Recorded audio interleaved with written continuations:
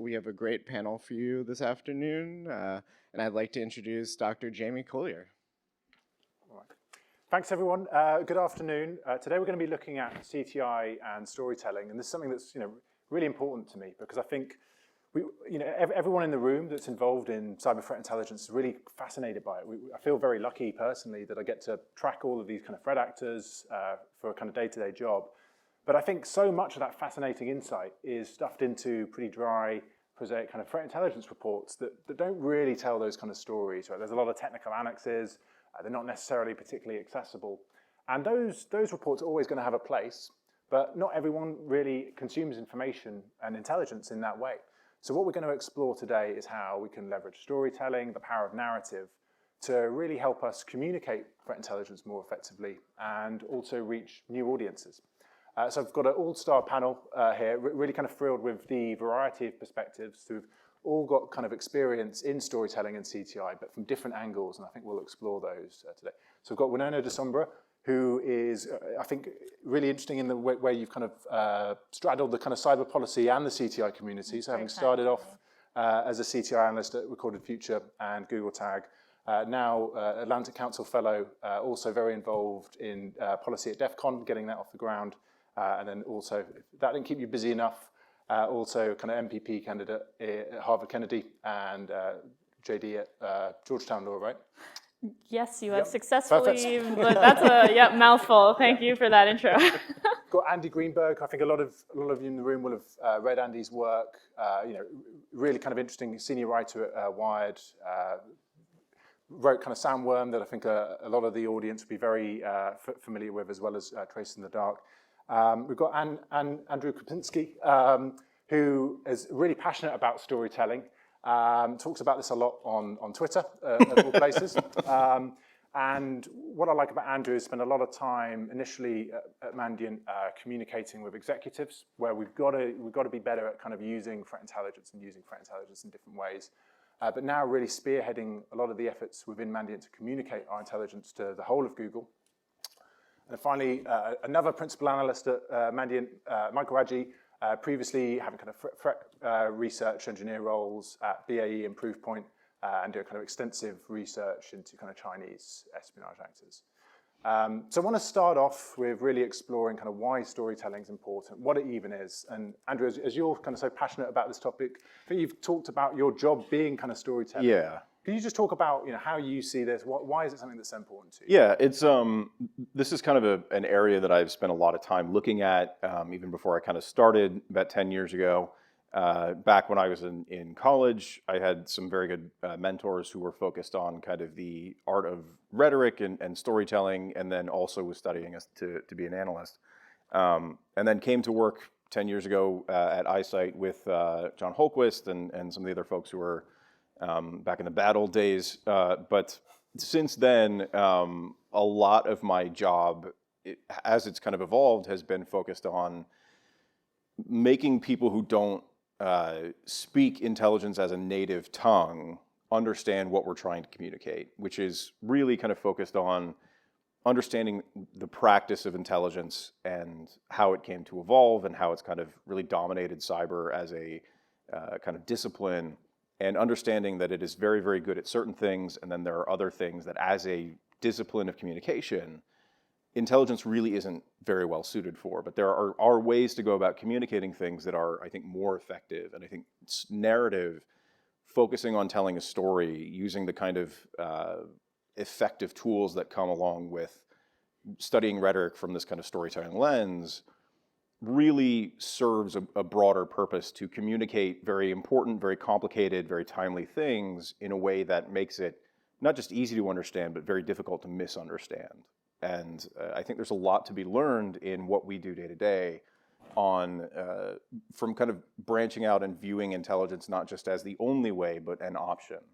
Yeah, and I think, Andy, if I could come to you, because I think a lot of the questions here is how we actually communicate this more effectively, how we reach other kind of audiences. And you spend a lot of your time taking all of the kind of boring threat intelligence reports that we do and make them breathe, giving them kind of life. I almost don't want to help you make them too exciting, because it's my job to like take the, it's like arbitrage. You like buy dull and sell exciting. And this is like the amazing thing about companies like Mandiant and a lot of other folks here is that like you have incredible intelligence and often as good as intelligence agencies, but will talk to me and tell these stories and allow me to retell them in many cases. But I guess that like if I add anything to that, it's that I like try to create I have to package this not for, as you have said, like the 2,000 people in CTI Twitter, but for like hopefully 1 million people who will read the story and barely care about hackers in the first place. So I have to find like a narrative arc that feels like something that draws them in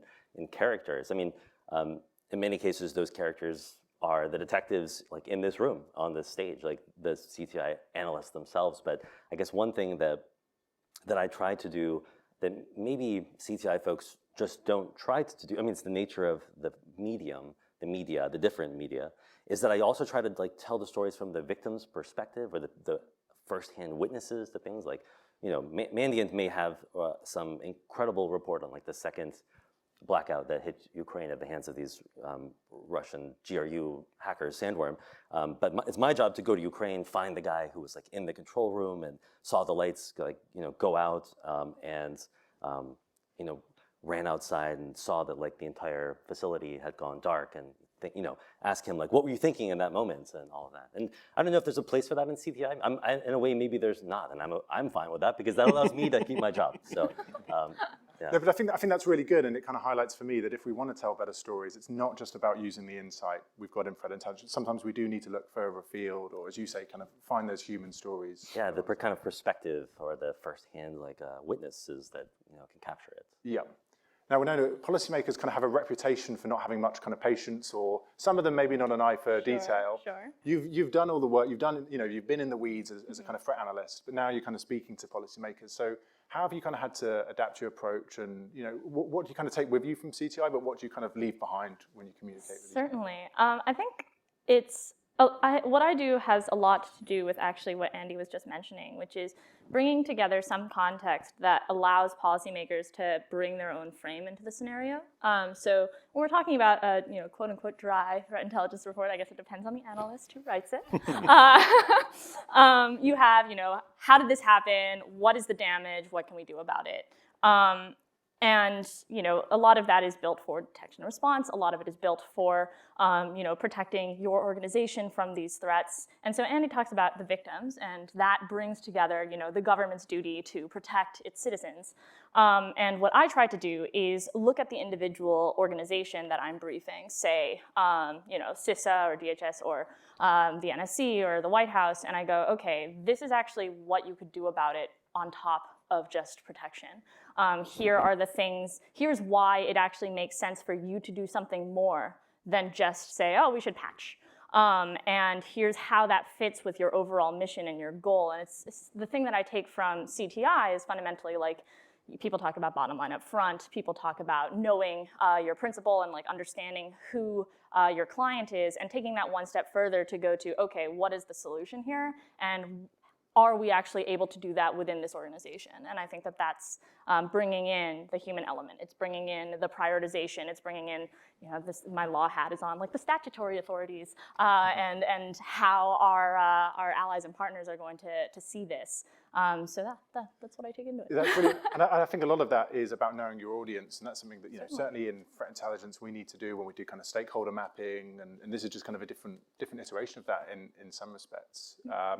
Michael, I want to come to you because you've done a lot of technical analysis, and I think there's kind of a perception that storytelling is about stripping out a lot of the the annexes and the technical details and kind of providing that overarching narrative. But is there a kind of a way to kind of bake some of that into the story? Can we do a better job at telling stories around some of those kind of nitty-gritty details? I think so. I mean, thank you first for calling me a nerd in front of my friends, family, and coworkers.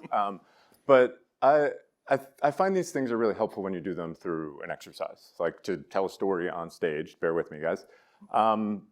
Imagine an object of power that was stolen in the summer of 2023. That object gave an individual, an object bearer, an incredible amount of power. And they made that object to control all other objects like it. And it gave them incredible access to other kingdoms all over the world. And those kingdoms banded together and formed a fellowship to destroy that object of power and by, in turn, prevent them from ever using that object against their kingdoms ever again.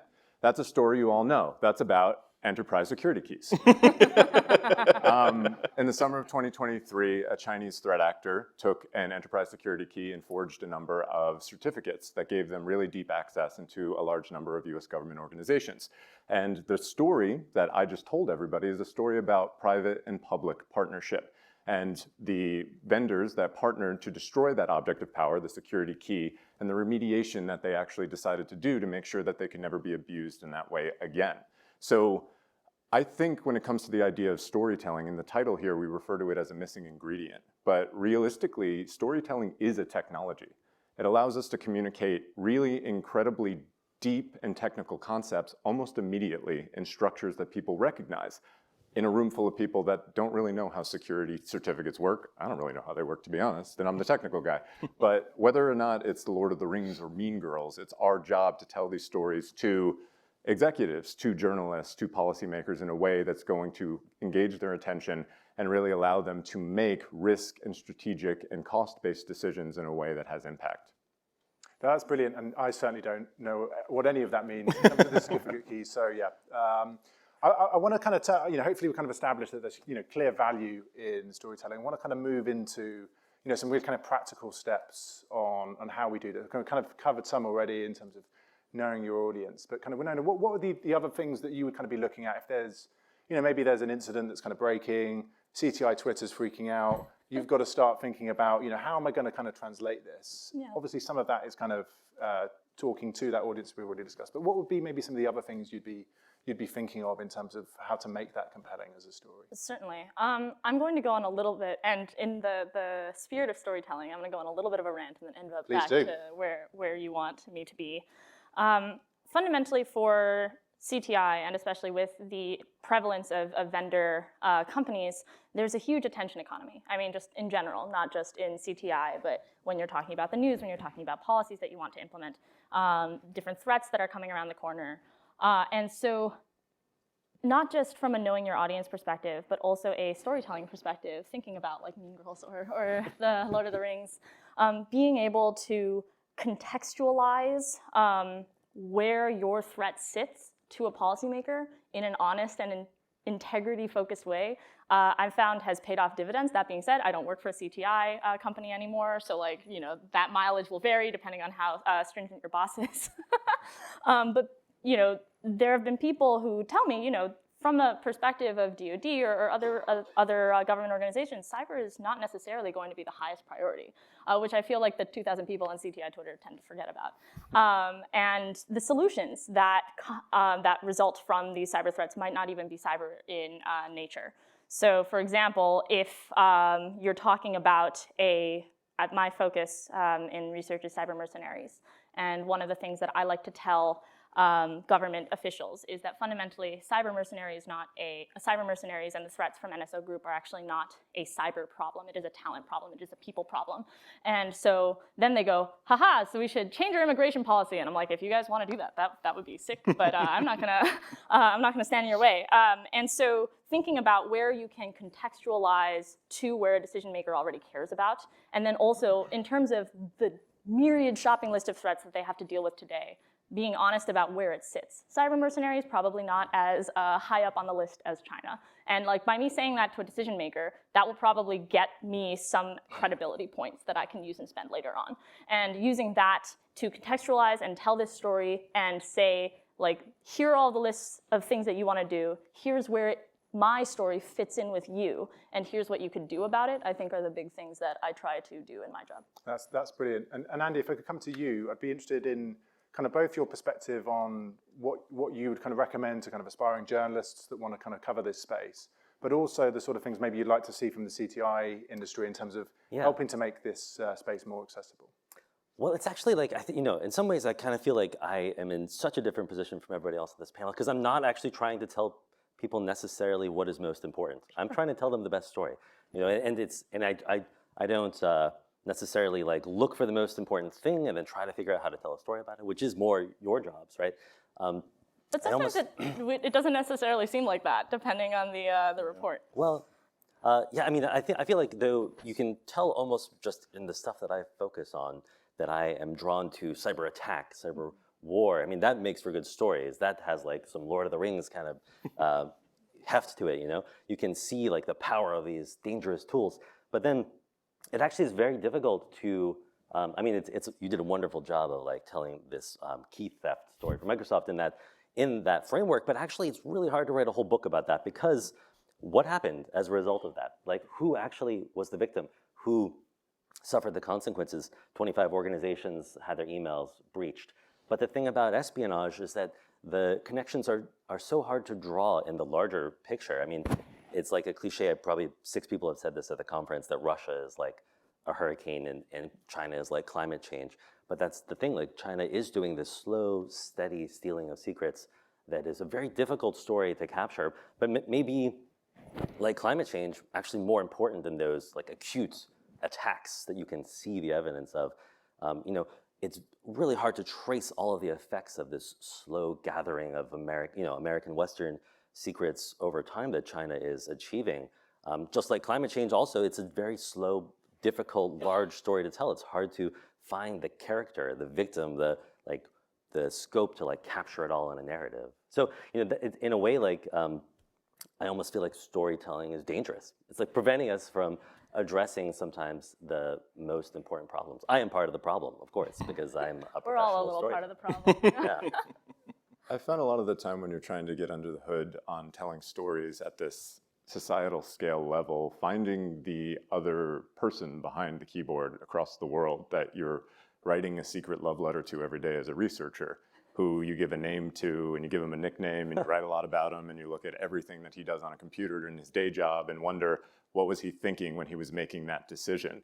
It often in threat research, apart from making people care about it, it really is a story similar to two soldiers on Christmas Eve in no man's land trying to not use the war analogy to death here, but it's these people who are doing the same thing that have families and they have livelihoods, and they're just on two different sides of that coin and trying to understand not through the lens of war and ill intention, but maybe through the lens of what do they need this cancer research they're getting their hands on for, and what societal issue are they trying to solve with that particular espionage activity. Allows a level of empathy and understanding that can fill the gaps between the long legal stories and the big government takedowns that sometimes take 5 years to come together. Yeah, and I think really when we talk about like storytelling and communication and this whole practice, the thing that I always come back to is like the practical audience of who I'm trying to communicate to, which is not something I really don't think is something that's very commonly thought of in CTI. I think most of the time we take for granted that the audience is either other parts of our company or our customers or decision makers or whoever. But because of kind of the difference in all of the different kind of hats that I wear in a day-to-day basis, especially over the past 18 months, we on our team with Shannon and I and you know Justin and a few other people, we have to really tailor exactly who is going to get our reporting and what our output is going to look like. We have to be very, very specific with that.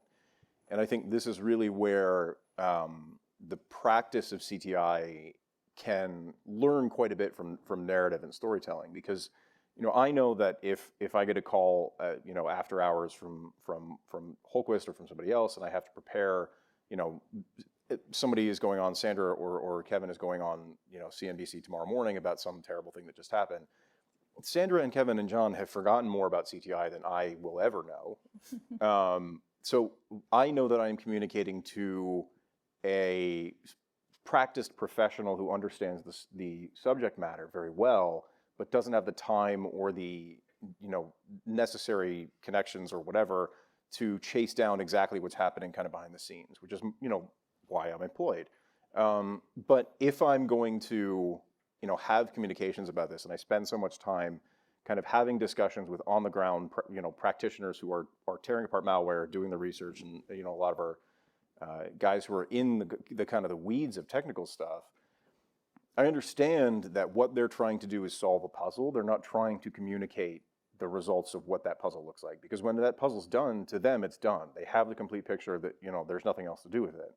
But if I want to, and this is a really bad shorthand that I don't recommend anyone uses, But if you go on, Reddit and you see people discussing cybersecurity, my blood instantly boils because I see people worried about, resolving alerts and ticking off boxes and making sure that stuff is, formatted correctly and all those different things.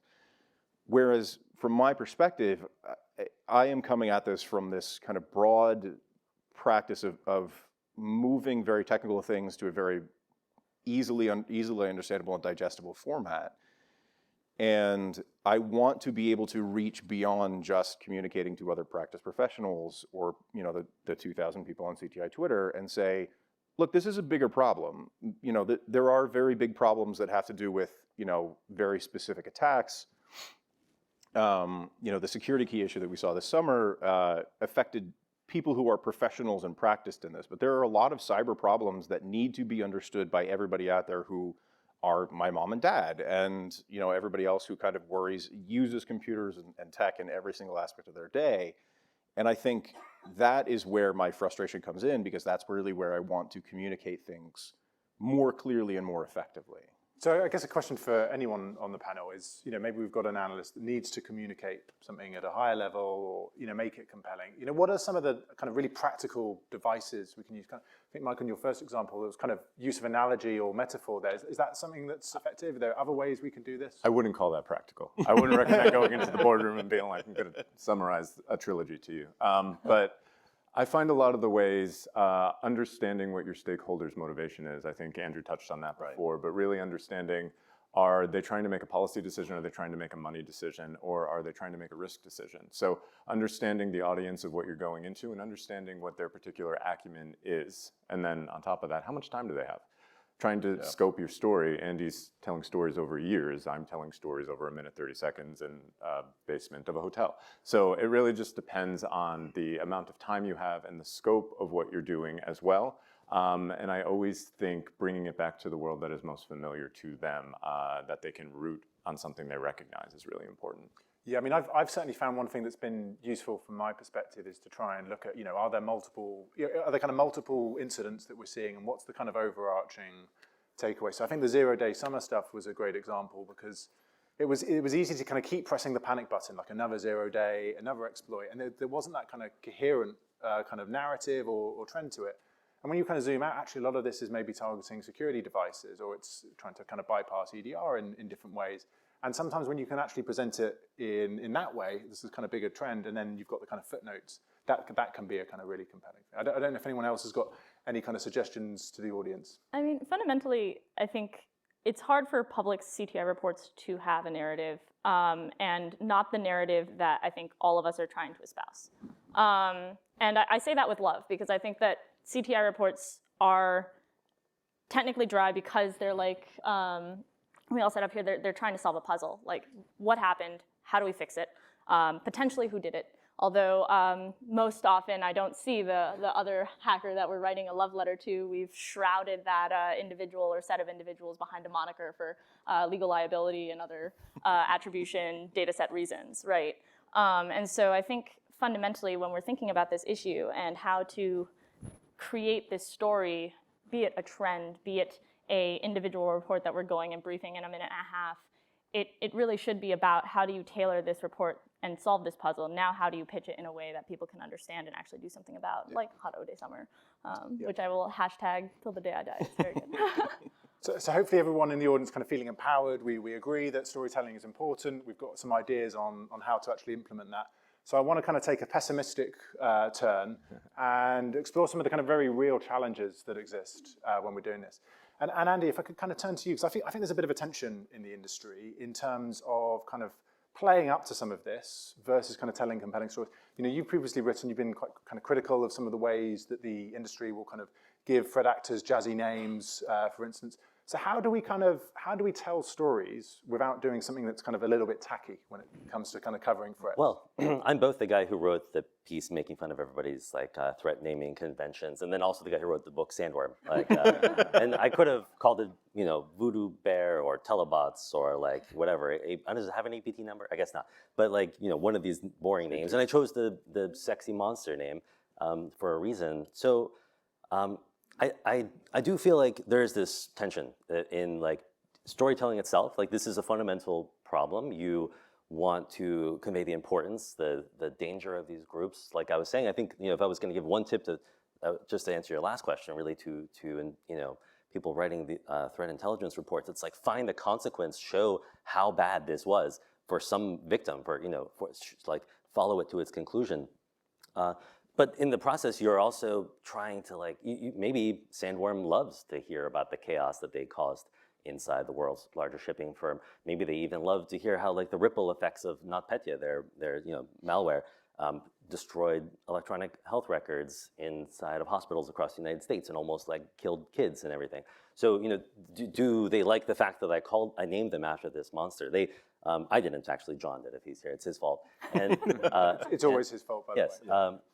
And that's because they had snippets, references to Dune in their code. It wasn't made up out of nowhere. But I chose that name for the title of the book because I want people to care about this stuff. And in the process, you are lending, if these guys want to intimidate, if they're doing in part information operations, they want to scare and intimidate and terrorize, then you're certainly helping with that. But I also have to hope that in the process, you're also pushing people to pay attention, and you're pushing decision makers to indict and eventually put a $10 million bounty on their heads. And now the International Criminal Court is talking about potentially prosecuting cyber war crimes.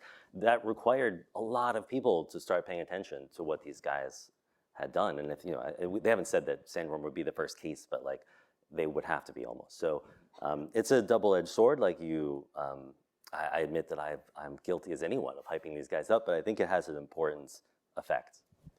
I'd like to kind of respond to that, Andy, because I agree that attention has an important effect, but it only goes so far, especially as we see so many of these CTI reports or other reports referencing these hacking groups by their monikers, when a lot of companies internally do know exactly who they are. And so when you're talking about narrative and storytelling, if the story out in public is that this is Sandworm, or this is China, or this is Berserk Bear, it makes the pressure on governments to do something is more amorphous. Do something about Voodoo Bear is very much less specific than do something about PLA Unit 61398. Right. And so when you're talking about storytelling, I quote the APT1 report. I'll be a Mandian fangirl for a little bit. This is I'm wise. The APT1 report was groundbreaking, not because it was just here's a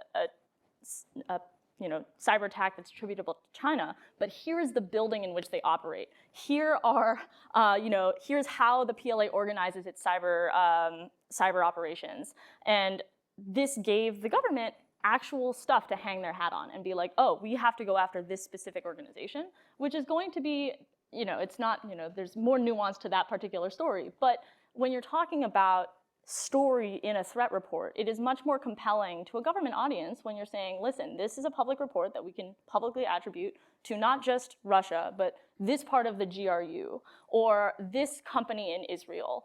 What are you going to do about it? And so there's a balance, I think, to be struck between hyping up something with a sexy name and a t-shirt and being able to say, here's who they are, please go get them. Yeah, no, just to respond to that, because it's a really good point that, John named Sandworm when we could just kind of see the tail of this elephant, and then somebody else had the foot of it, and they actually called it a different name, and then that's the nature of CTI, right?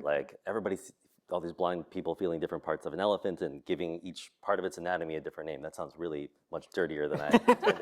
But then it was as I started to talk to all these people and piece together that this really was one group that had done all this, I just chose my favorite name among them, the one that seemed coolest and most kind of appropriate. But then yes, it was actually John's team, the same guy who named them Sandworm, who was the first to put out there that they were actually Unit 74455 of the GRU, the Military Intelligence Agency. At that point, everybody should have dropped their names and started calling them Unit 74455 of the GRU. That's kind of a mouthful. It's also just hard to rebrand, unfortunately.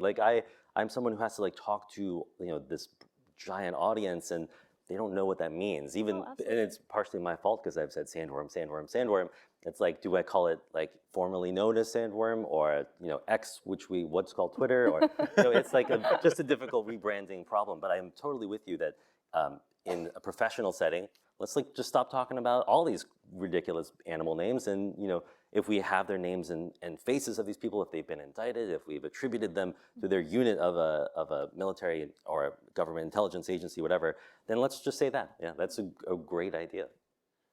To play devil's advocate, Please. what was the effective nature of leveling those sanctions against that Chinese military? Okay, we What can is the talk. funding There's a structure? difference between storytelling and telling the Well, we're not government to telling do stories, something so- and the government doing something, right? The That's a point that different I'm panel. attempting to make is there are other considerations that need to be made. And Sure. when we use these unit names, the government is able to go and check a box. If you sanction China, that's great. There is some mild economic consequence against a company that is not doing business externally outside of China. Those guys go on vacation every year, wherever they were going to go on vacation. They still have the same funding streams. There's still an operational military base there, and there still are 18-year-old men serving in that base doing some form of cyber operations. So the concerns that often vendors need to take into account as well is we understand that stream and that operational funding is going to continue. And by publicly calling that out and disrupting that activity so dramatically, it is rare. There has been a handful of groups of Chinese individuals that have been indicted, I think 11 maybe, something like that. I might have overestimated that. I think 2 of them disappeared, and 9 of them are still doing what they do. Yeah. So measuring on the private sector risk of losing that threat and not being able to provide the world the security that we provide is also an operational and a tactical decision that we need to make. And I think there's other considerations too. I mean, if we talk about Hot Zero Day Summer, I am a huge advocate of mimetic ideology warfare. The Hot Zero Day Summer thing was a very funny joke in a very private group chat that then now was featured on stage at MWise yesterday, to my great chagrin. But the point of it comes down to the fact that the idea of talking about Hot Zero Day Summer and the reason that it became so effective, in my opinion, and the reason that it's become such this big idea, and there's articles and stuff written about it, I think there's a reason behind that. What we saw this summer was very different to what we've seen in the past. Using this idea of memes, but also storytelling, to tell this, keep hitting this thing on the head and saying, hey, no, there's a reason everybody who's working on this is burned out. Like, this is very different from what we've seen in the past. And when you look at vulnerabilities particularly, that's an area where you see, I think, kind of, in my opinion, some of the worst storytelling faux pas in cyber, because you'll have on occasion some small vendor will discover some vulnerability in something that literally is impossible to ever have an effect, but they'll have some interesting naming convention for it that will get a whole bunch of coverage and show up on all these different places. And I think that's really where branding becomes kind of an issue, because at the end of the day, we all work for companies that pay us salaries, and those salaries have to be paid because we make money. Branding and marketing is part of this job, and I try to do my best personally to stay away from these kind of branding warfare, because really what I care about is telling stories to people who need to be aware of them. But when we have these kinds of big Twitter dust-ups between people who are like, well, why'd you call it that? We've all been on either side of those fights before. But I think the point is, there is power in storytelling no matter how you go about doing it. I think being conscious of the effect of the story that you are telling, and understanding that sometimes that story can escape containment and become much more broadly discussed than you thought. Being able to understand how these things kind of become talking points broadly, having these discussions even more openly than kind of we have them now, and having these kinds of discussions like this panel, having these talks back and forth between companies who, that we all work for, and having these talks and just being honest about it and saying, look, we're going to name this thing, whatever. And having these talks and saying, look, when we make decisions about this, when we try to get our 15 minutes in the, whatever quarter of KPI that we're trying to get, let's just agree that we're doing this in order to help people and not just to raise our stock price. And that, I think, is a really powerful way to just have these open discussions and kind of push things forward. Yeah, and to steal Andy's sexy elephant analogy, APTs are different parts of a sexy elephant, and I think so are we, in that everybody on stage here represents a different portion and a different concern, but it really is part of a unified mechanism to combat cyber espionage and global crimeware at scale, raising awareness as well as technically deterring the particular issues that we're dealing in. Just because we don't see eye to eye on every single issue, we're all kind of operating in fairly unison with a unified goal, I think. Yeah. But I think what's interesting there is when you're putting this panel together, I was kind of thinking the different use cases, maybe it's reaching out to policy, maybe it's the kind of journalist piece, but I think there's a lot of different use cases that aren't necessarily kind of within one discipline, right? And people will leverage storytelling for very different reasons, whether that's to get sanctions through, whether that's to kind of There's highlight... more government tools than just sanctions. Like, we can talk about that later. But it could also be to kind of highlight burnout in the industry. Absolutely. It could be there could be kind of cynical reasons to use stories, maybe to try and sell something. So I think that's the other way to look at it. It's not just the different kind of demographics that we're trying to reach, but also the different ways we can kind of use storytelling for kind of good or bad. Yeah. Maybe the kind of Spider-Man quote, kind of with great power comes great responsibility. We've got to critically look at the way that people are kind of using stories.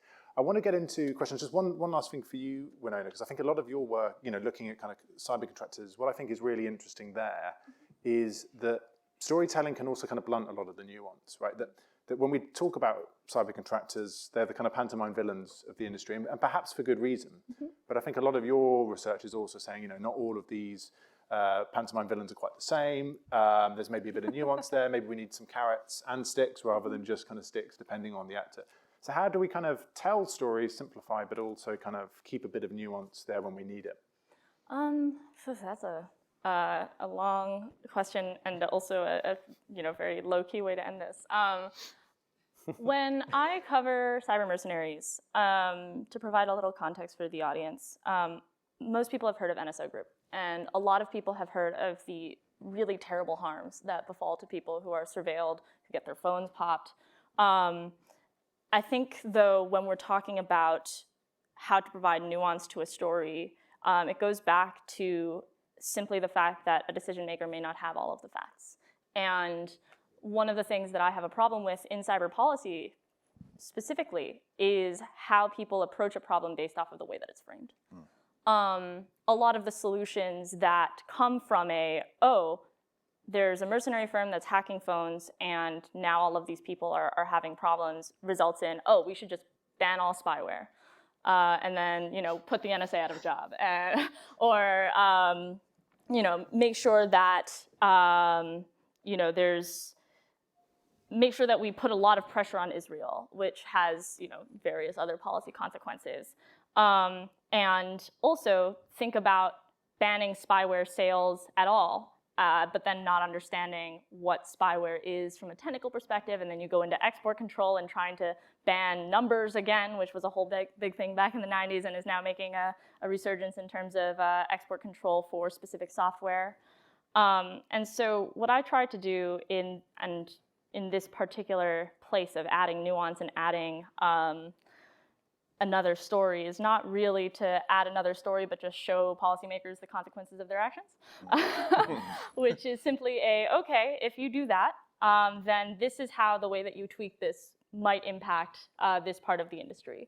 If you decide to tack on spyware to Wassenaar, Katie Masuris did a fantastic piece of advocacy effort when they were going to tack on spyware and malware to Wassenaar, was to say, listen, that's the difference between malware and software, depending on where you draw the line, is quite gray.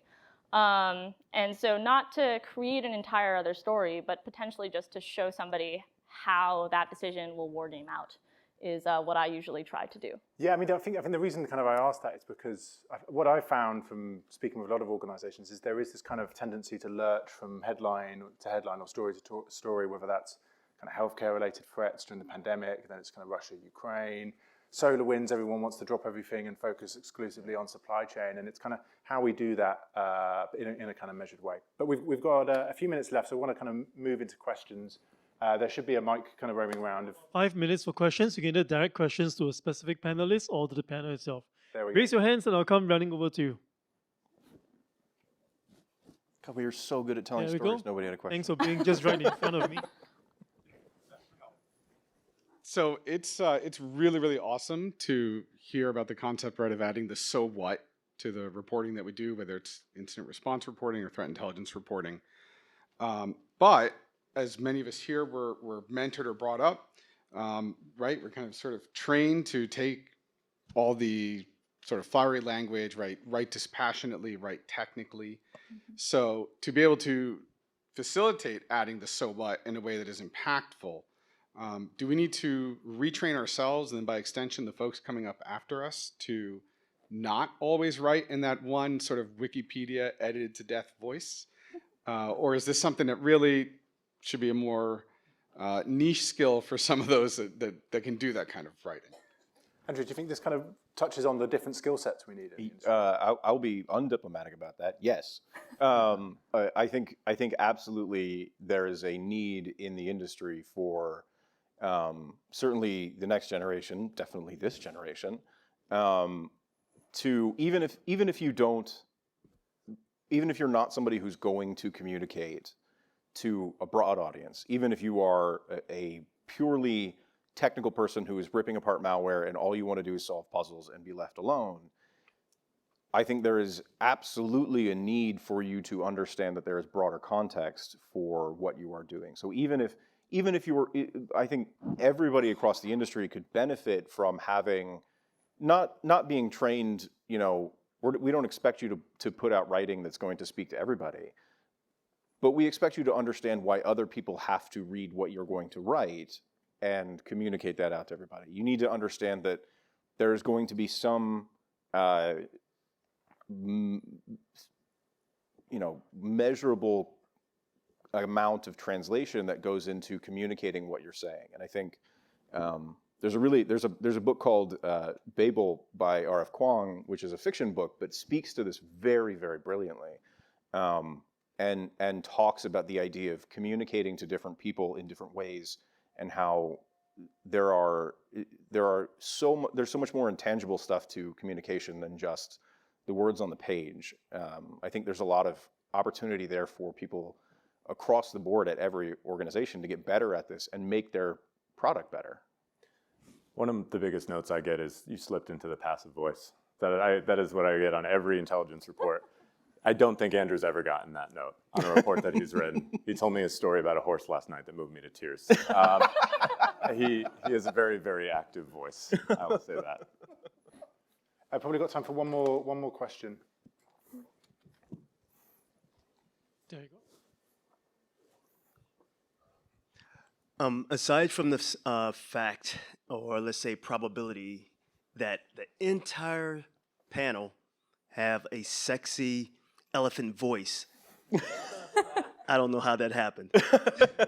But I do have a question about narrative. When you guys are starting to write, do you know what the narrative is that you're trying to convey? And the reason I'm asking that is because all these different stories that are out here right now, even outside of CTI, you can see with all the amplifying words where they're trying to guide that particular reader. And I'm just wondering, when you're writing it, or when you're writing it like one of the gentlemen, who you're writing it for? Are you trying to guide that reader in a certain direction? And or are you just stating the facts? I think that's one for you, Andy. I guess, yeah. I mean, I think that journalists are like probably the worst perpetrators of this. So like, to write a book, to sell a book to a publisher, not to mention to like people who are going to actually buy it and read it, you do look for like these familiar arcs. Like I literally like pitch stuff as Lord of the Rings, or The Big Short, or like Moneyball, or whatever. It's like, this is a familiar shape of a story. But then the challenge as you actually report it out responsibly and write it is that you have to be ready to like drop all of that and to like surprise the reader with, but actually it's not what you thought. Like, you thought this was a familiar story. Here's a really complicating little detail. Sometimes it goes in a footnote, just to kind of like skate past it. But other times, you really like have to jar them and say, actually, this is a completely different thing. And if we're going to be honest, this is not what it looked like at first. And that's it's very often I find that when you embrace those surprising, complicating moments, it makes for a better, truer, not just a truer, but actually a better story that is more interesting in the final analysis. That's great. Well, listen, we're out of time. I think just to kind of wrap up, what I like about this is actually it's not about gimmicks. It's not about kind of secret kind of ninja moves to kind of use kind of metaphors. I think a lot of this comes down to some really kind of basic principles, whether that's about knowing your purpose, but the purpose behind the story, and I think ultimately knowing your audience and really thinking about the audience. And I think for an industry that likes to talk a lot about how interesting the threats are and how interesting we are, it's quite good for us to actually maybe do a bit more listening. So with that, I think we'll finish there. Thank you, everyone, for making it. Thank you to my panelists as well.